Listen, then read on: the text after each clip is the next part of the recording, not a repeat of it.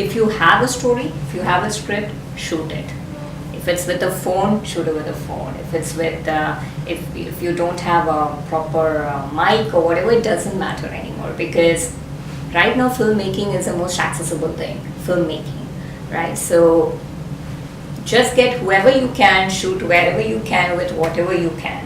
And that's the only way to go about it, because if you wait for the perfect production or the crew or cast or whatever, then you wait.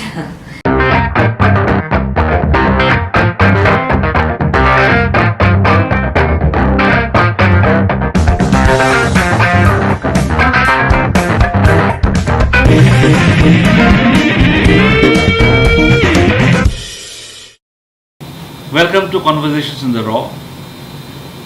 Today I am present with a very special filmmaker, Shilpa Krishnan. Shilpa, welcome to the show. Thank you. Shilpa, I'll give a brief introduction about you, Shilpa. So she is based in Singapore. She is a global marketing director of a big firm, a mother and a filmmaker. And she has made a very inspiring journey in the space of filmmaking. And that's why I invited her to be here. So very kind of you to be on the show. Oh, thank you for having me. This is the very second episode, and I'm so excited to be talking to you. So Shilpa, let's start from the beginning. I would like to take you back to your childhood days, your early years, because that's when the formative things happen. So tell us about that time where you were born, where you grew up, and how was your childhood like, and then whatever you can remember, and you'd like to share. So my childhood, I was born in Kerala, in a town called Thrissur. I'm the only child of my parents. I've been very active, not like sports active, but I was very active in the creative field. So I'm a trained dancer in Bharatanatyam and Mohiniyattam, and I used to paint a lot, sketch a lot. I used to be involved in theatre in school. I used to do the show where I used to spell things backwards and things like that. So I used to be quite busy as a child. Okay. And I used to study really hard as well. I was like a good girl. Very balanced. So yeah, but I was the only child, like I said. So a lot of time I would just do my own stuff, and I think that really helped, because I can't sit still. I have to do things all the time, be it paint or dance or whatever it is. I used to play the guitar. So I think that's how it was. And I came to Singapore when I was 16. So I got this Singapore Airlines scholarship. So I came to Singapore when I was 16. And I went to Raffles Junior College here. And then I went to NUS. I did engineering, computing. And then I joined my first company after that. Yeah. Okay. And how and when did you decide to choose filmmaking as a medium of self-expression for yourself? So filmmaking happened really by chance. So I, like I mentioned, I used to be very involved in theatre. So even in NUS, I was involved in theatre. When I graduated, also I was doing theatre. But then one of my friends made a short film, and I got to act in it. And that was the first time I got exposed to filmmaking. Like I saw the process, and I sort of thought, oh, I could try this out as well. When was that? Around what time? That was 2007. Okay. I mean, his film was 2007. Okay. And then in 2008, I used to follow this this website called Passion for Cinema. Oh yes. Yeah. We all loved it. We all loved it. Yeah. Gang, right? Yeah. It was really cool. Yeah, you used to learn a lot about a lot about independent filmmaking. I used to really follow it. And then in 2008, they had a contest. It was an online film festival for 1 minute films. So I thought, if it's 1 minute film, that's the best chance for me to try out something. So I made 2 1 minute films, both which I wrote and directed and edited and even did sound design, whatever little I did. So everything I did. And both of them were amongst the top 25 films that were selected in that festival.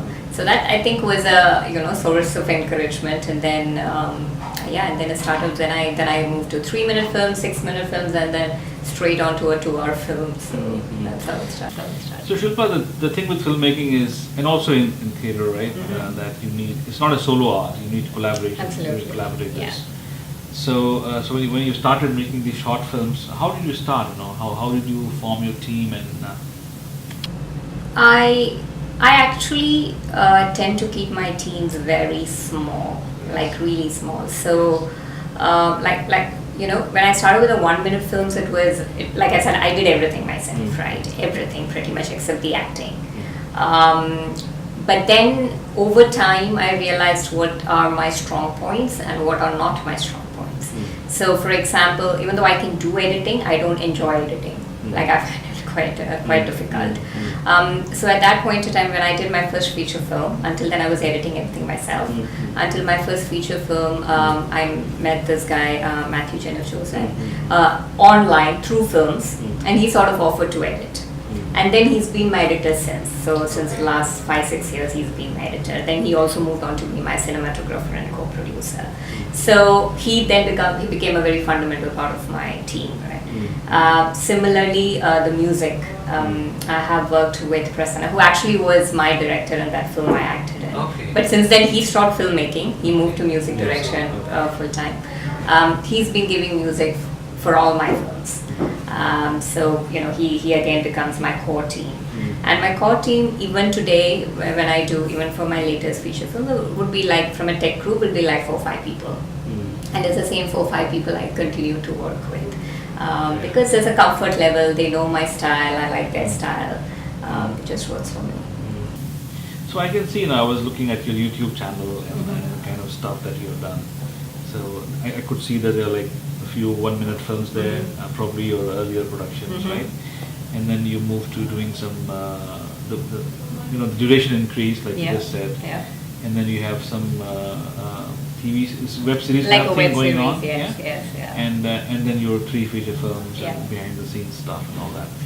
So take us a little bit about your evolution as a filmmaker. I know some of the points you already covered, but let's look at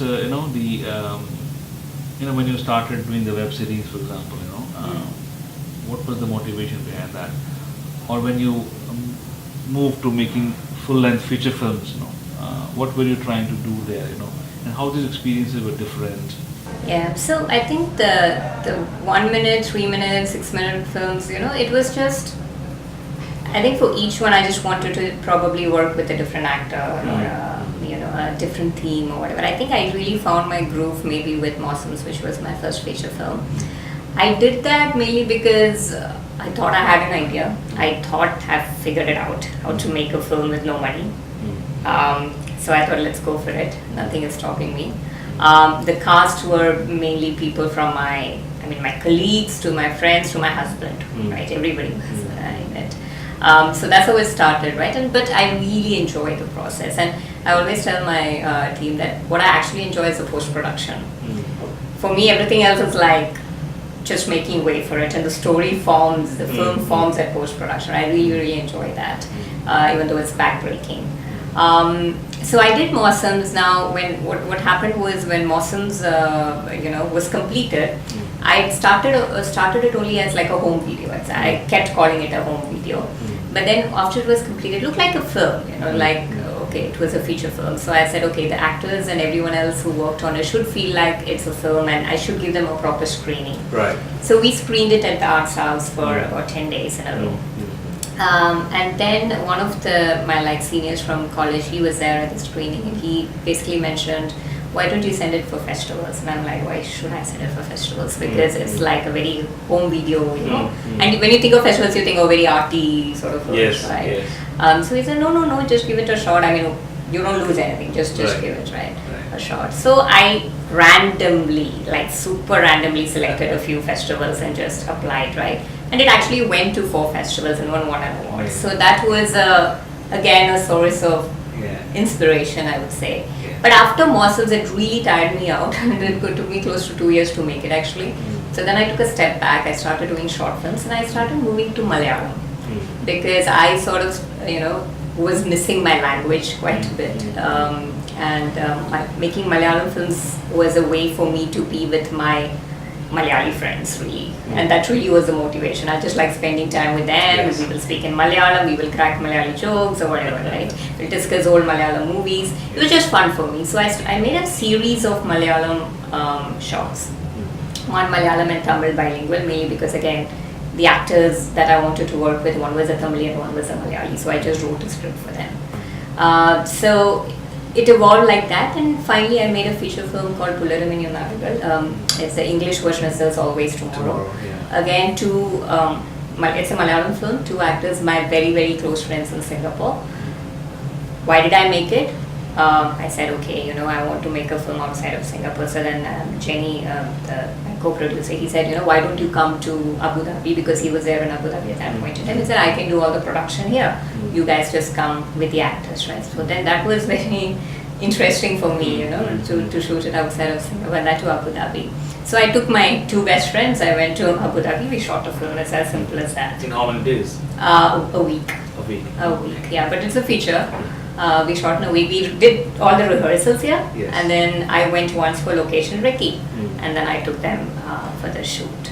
And it was just 5 of us in a car, right? 2 handling camera, me and the 2 actors. That's it. 5 of us in a car. We went around Abu Dhabi and shot the film. So that was a motivation, right? So yeah. So my latest feature film, Tashi. I think after a while of doing Malayalam, I felt now I won't do Malayalam. Let me try something different, right? Let me do English or Hindi. I had never done So this Tashi is in 2 languages, right? English and Hindi, yeah. So I thought, okay, why not Hindi next? I mean, I'm not very good at speaking Hindi, but I can understand it really well.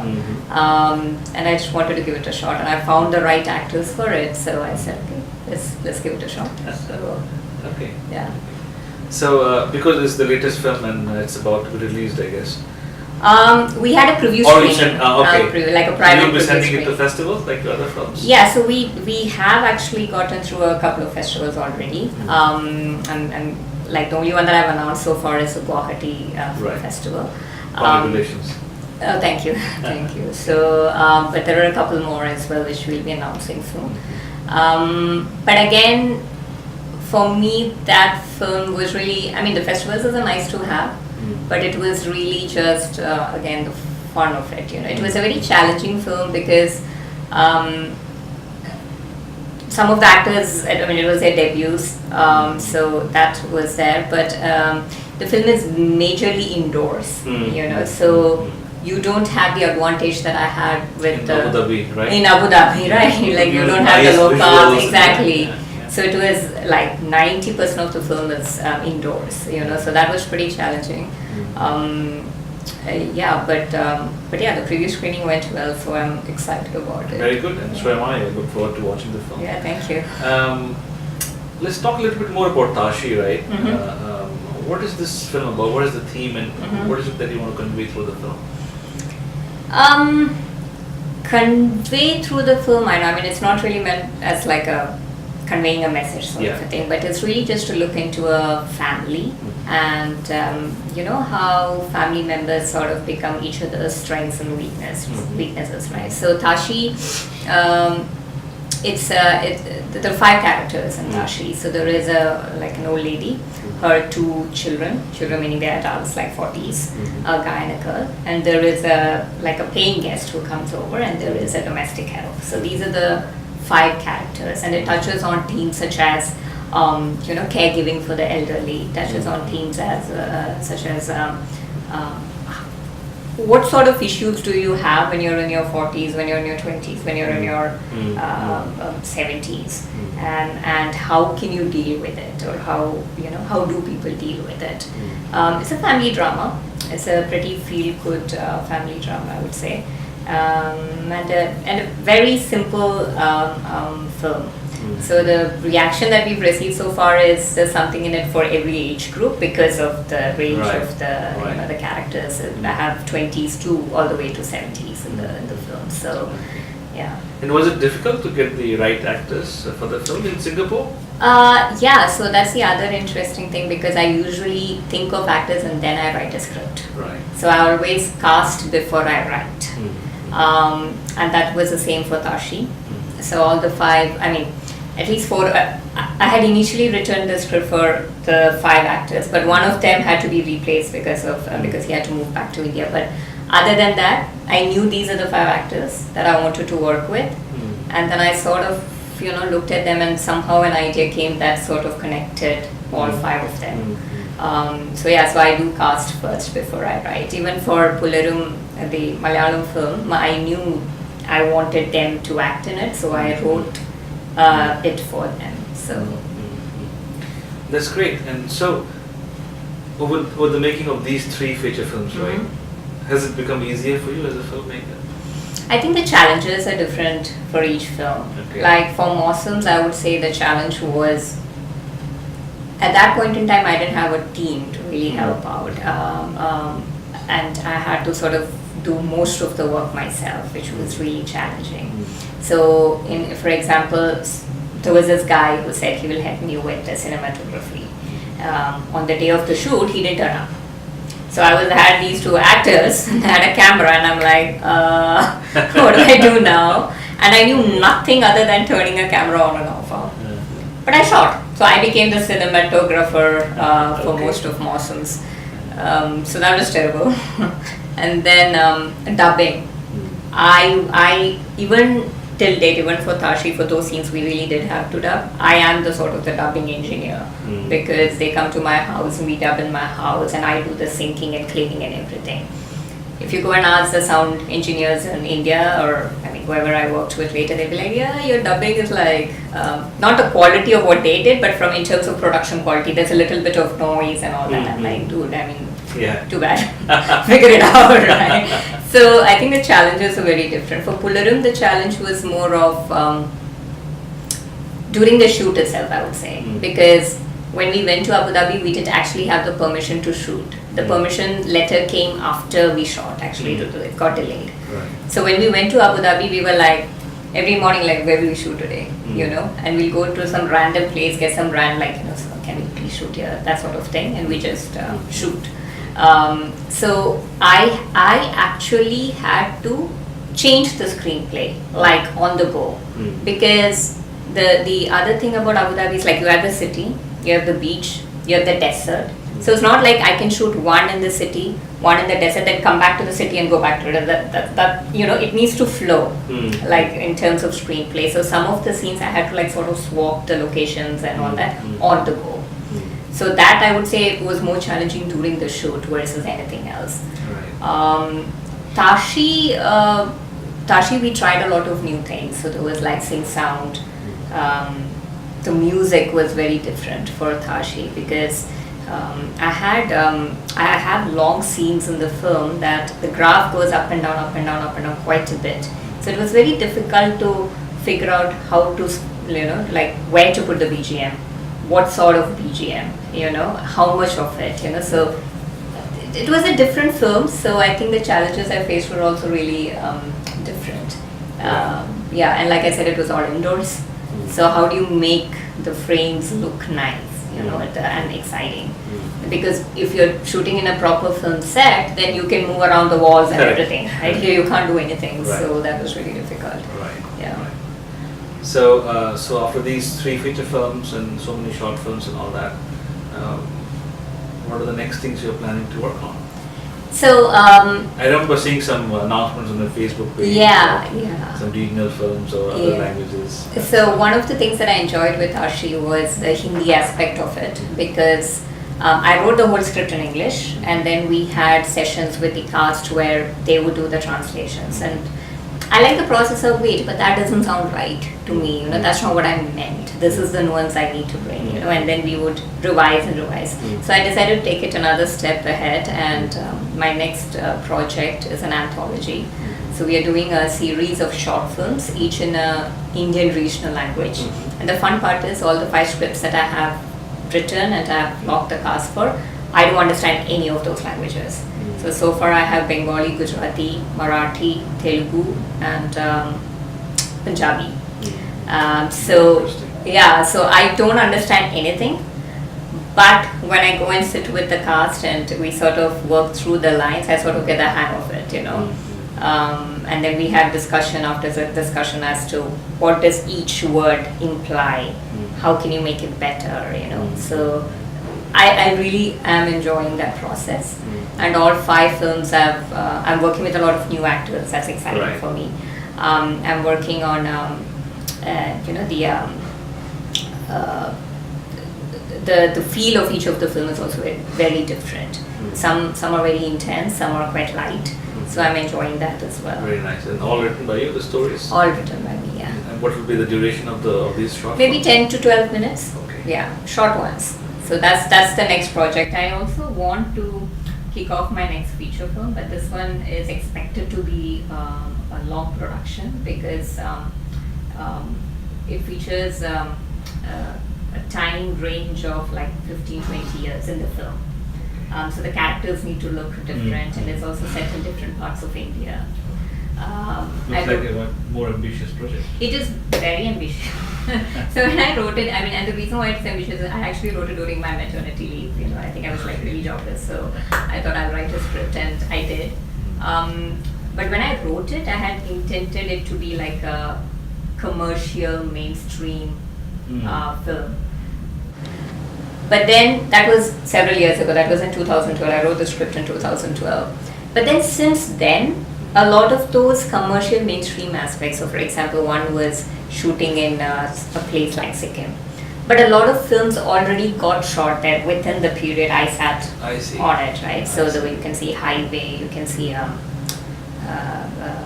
Ranbir Kapoor, where they go on a trek and all that. So a lot of those commercial, that one. Yeah. So a lot of those already like have been featured pretty nicely on screen. So then I was like, either I still make it the way I intended, but that now to me is less exciting, or now my ambitious project is that let's still make it like a mobile phone film or something. Just focus on the storytelling and make it raw.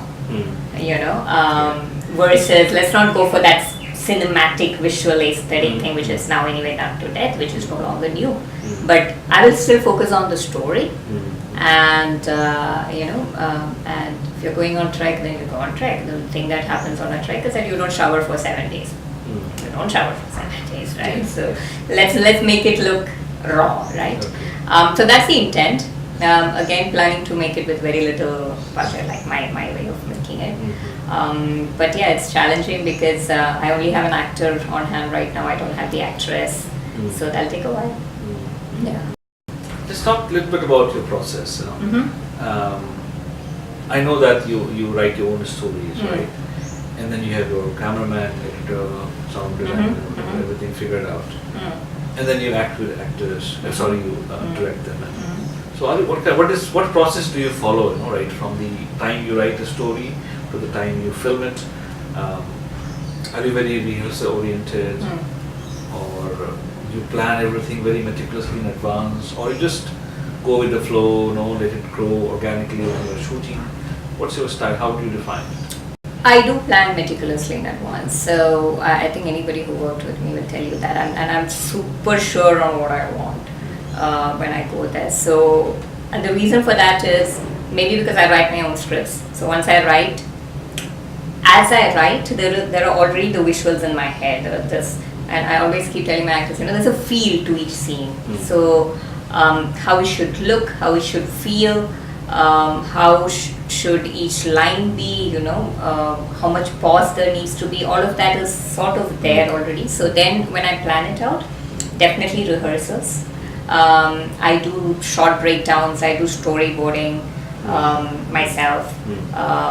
And then I'm very heavily involved in post-production. So editing usually happens in my house.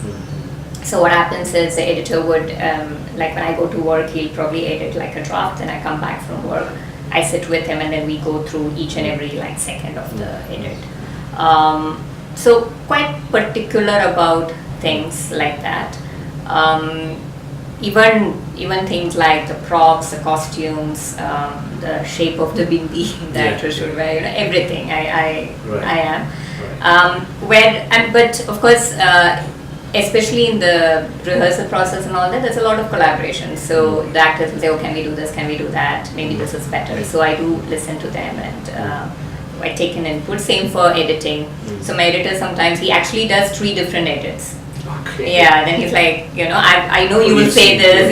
Yeah, so he'll be like, this is one way of editing, this is one more. So then, because they know, how this And that's probably where you let flow a little bit more, right? Exactly. So then we sit on it, and if you come to a like sound design, right? Sound design. I was in India for sound design, a process I really enjoy as well.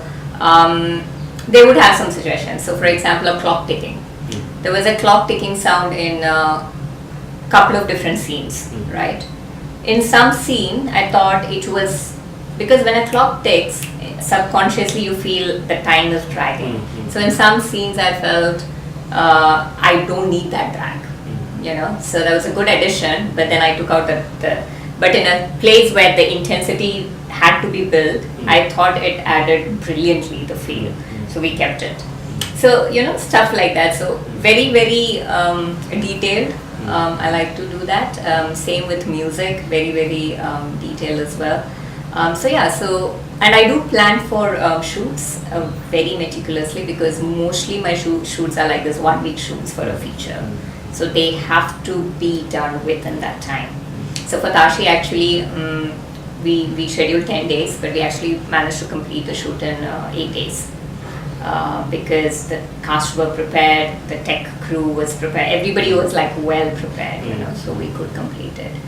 Yeah. So, okay, now I would like to move to the other aspects of filmmaking. Right? And I think what is inspiring about you, what I find inspiring about you, that okay, you have a full-time corporate job, you are a mom, and then you have this passion for filmmaking. So how do you manage all this? Because you know what happens, a lot of people, you know, because this interview will be seen by a lot of aspiring filmmakers as well, you know, on the Filmmakers platform, a lot of other people that I know, eventually they'll come to see this through YouTube or whatever. They are looking for models and examples, and the models we have in front of us is, you know, if you are passionate about okay, this aspect, leave everything else, go to Mumbai or Trivandrum or Chennai, and you know, and slug it out and make a future for yourself. But you independent filmmakers like you are showing a different path, you know, that okay, this is also possible. You will be able to tell your stories by having a full-time job and all that. And of course there will be challenges, you know, in doing that. But this is possible, right?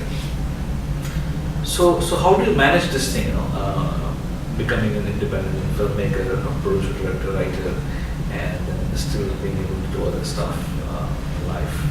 I think it's just a matter of why do I make films. So for me, filmmaking is not that I don't want to be known as a big director, or you know, I don't care what happens to my films after I actually make them.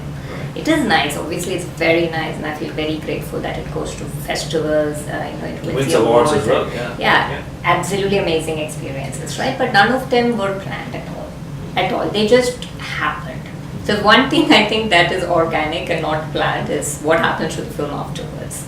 And I actually get a little uncomfortable when people say, oh, what happens to your films after that? I'm like, nothing. What should happen? Because for everyone, film is about distribution, you should make the money back or whatever and whatever. But for me, the minute I get into that, it becomes very uncomfortable for me, because then it's like, if that is my success criteria, which by the way I have not met on any of my films, then I'm going to feel really bad about it.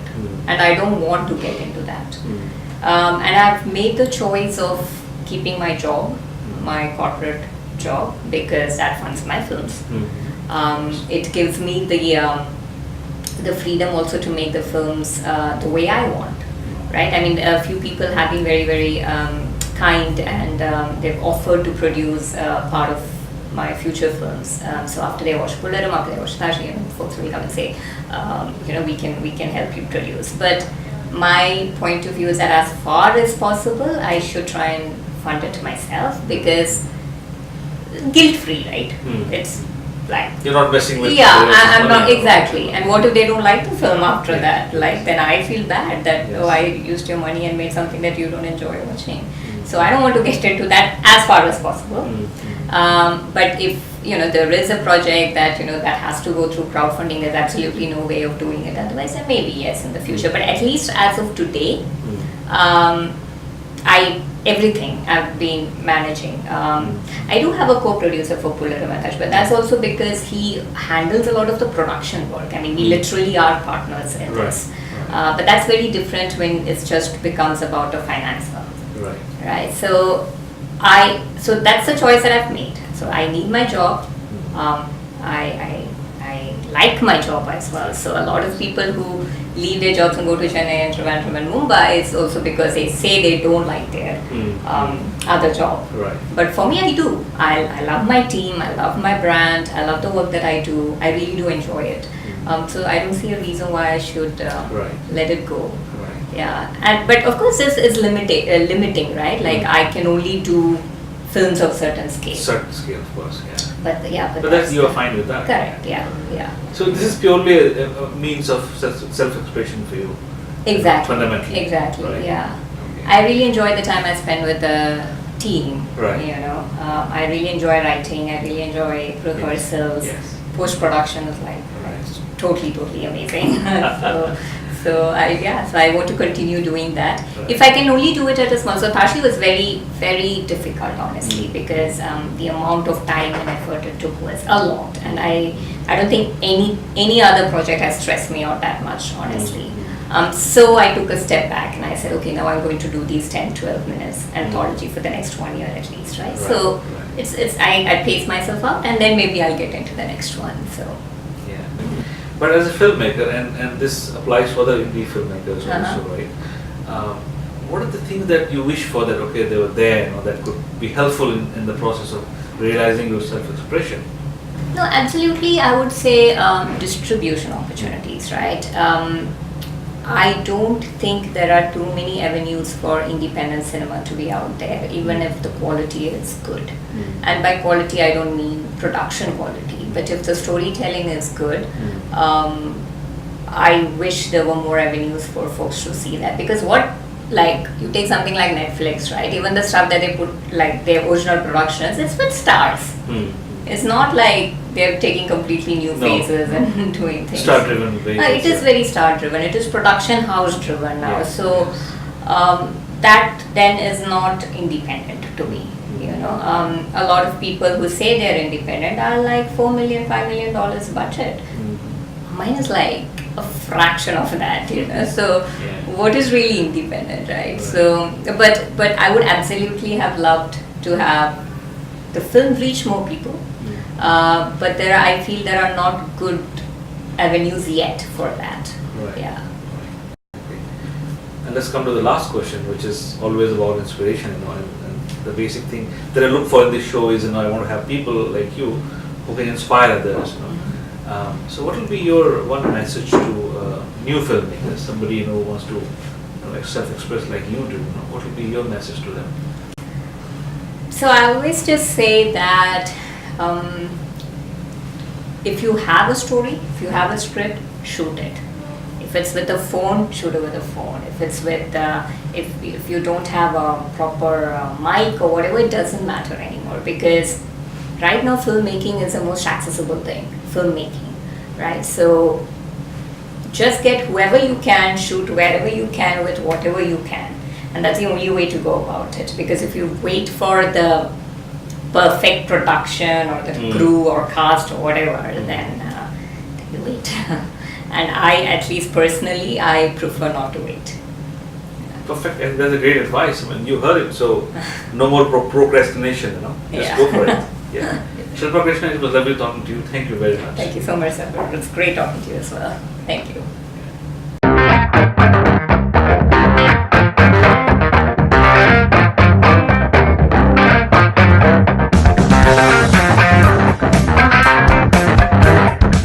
Thank you.